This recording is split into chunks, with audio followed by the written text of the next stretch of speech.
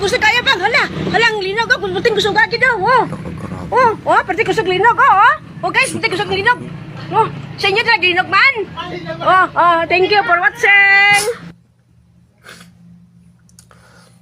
Bitaw na mga idol sa tanang mga taga Davao, sa tanang mga Bisaya, ug sa atong tanan diri sa kalibutan ang pinggog ta permi kay karong panahon na dili gud ta kabalo kung unsay manabo.